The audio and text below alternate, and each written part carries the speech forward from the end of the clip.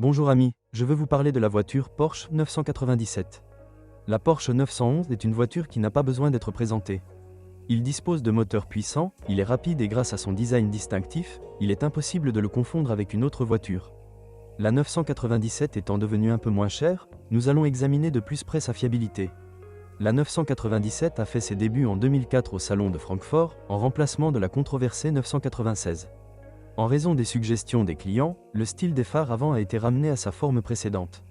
Après la première, l'offre a progressivement commencé à être complétée par des versions plus perfectionnées de la voiture, telles que GT3, GT3 Roupi, Turbo, GT2 et enfin GT2 Roupi. En 2009, la voiture a été modernisée. Qu'est-ce qui a changé? Tout d'abord, les phares, les feux arrière, le pare-choc avant, et en plus des modifications de style, la suspension a été repensée, les moteurs ont été renforcés et la transmission automatique Tiptronic S a été remplacée par une PDK à double embrayage. Depuis 2012, certaines versions de la Porsche 911-1997 ont été progressivement retirées de la production, remplacées par la prochaine génération de la voiture 991. En ce qui concerne la Porsche 911, il n'y a jamais eu et, espérons-le, il n'y aura jamais de compromis. Il s'agit d'une véritable voiture de sport, et ses moteurs l'ont toujours été. Chaque modification de la 911 pourrait être discutée dans une vidéo séparée, mais nous allons maintenant présenter la voiture dans son ensemble. Efficacité? Même les profanes savent que Porsche laisse la plupart de ses voitures au feu de circulation. La version de base accélère à 100 km/h en environ 5 secondes, et la plus puissante le fait en un peu plus de 3 secondes, ce qui est à peu près le même temps que la Nissan GT-R. En choisissant même les moteurs les plus faibles, vous pouvez facilement accélérer jusqu'à 280 km/h, les versions haut de gamme peuvent même atteindre 320 à 330 km/h. Le plus gros problème des moteurs Porsche est le fragile palier de l'arbre intermédiaire, IMS, sa défaillance peut entraîner de graves dommages à l'unité de transmission. Heureusement, contrairement à son prédécesseur, le 996, le problème ne touche plus un si grand nombre d'unités, mais est plutôt marginal. Symptômes? Fonctionnement irrégulier du moteur ou limaille de métal sur le filtre à huile. Il existe également des cas isolés de fissuration de cylindres, mais heureusement de telles défaillances sont rares. On peut également avoir des réserves concernant les bobines d'allumage, elles aussi sujettes aux pannes. Il est également souvent nécessaire de remplacer le tendeur de courroie sur la poulie en même temps que la poulie elle-même. Dans la Porsche 911-1997, le moteur était placé derrière l'essieu arrière et, selon la version, la transmission pouvait être transmise soit à l'essieu arrière, soit à toutes les roues. 3 boîtes de vitesse sont proposées, une manuelle à 6 rapports, une automatique à 5 rapports et une boîte robotisée à double embrayage PDK à 7 rapports. La suspension avant utilise des jambes de force McPherson, tandis que l'arrière utilise un système de suspension à triangle indépendant.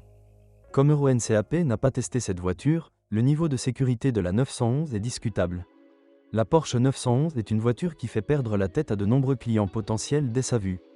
Acheter une telle voiture est tentant et il est souvent difficile de rester calme lors de l'inspection, ce qui est nécessaire dans le cas d'une voiture de sport si l'on ne veut pas marcher sur une mine terrestre. À quoi faut-il prêter une attention particulière? Tout d'abord, sur l'état de l'embrayage et l'état des arbres de transmission. Les embouts de biellettes de direction ne sont pas non plus très durables, mais ce n'est rien de grave. Il vaut également la peine d'examiner de plus près l'unité d'entraînement et la transmission pour détecter d'éventuelles fuites, en particulier autour de l'essieu principal, RMS. Le refroidisseur d'huile fuit également, dans de nombreux cas, ses fixations sont desserrées, tout comme le système de refroidissement, tuyaux éclatés, pompe à eau endommagée. Lorsque vous regardez sous la voiture, faites attention à l'état des éléments de suspension en métal et en caoutchouc, en particulier à l'arrière. Étant donné que le moteur est situé derrière l'essieu arrière de la 911, cette partie de la suspension est beaucoup plus sensible à l'usure. La vérification des amortisseurs et des ressorts est un autre élément d'inspection obligatoire. Qu'est-ce qui pourrait encore mal se passer? Par exemple, une radio CD qui n'éjecte pas les disques. 997 utilisateurs se plaignent de bruit provenant des haut-parleurs. Le plus souvent, la source de ce problème est un amplificateur défectueux. Un autre problème plutôt ennuyeux est le toit ouvrant qui fuit, et parfois les mécanismes d'ouverture des portes gobelets et des poignées de porte intérieures tombent également en panne, mais ce sont des problèmes mineurs. Bien que la Porsche 911-1997 ait déjà eu le temps de s'habituer dans les grandes villes européennes, elle reste toujours l'objet du désir de nombreux amateurs de voitures et autres. Cependant, lors de l'achat d'un modèle, il ne sert à rien de céder aux émotions. Si vous vous retrouvez avec un modèle négligé ou endommagé par un accident, non seulement il sera dangereux de le conduire, mais vous devrez également constamment réparer quelque chose. Un contrôle approfondi de la voiture dans un bon centre de service est essentiel. Évitez les modèles endommagés par accident importés des États-Unis. Vous devez également vous préparer à des coûts d'exploitation élevés.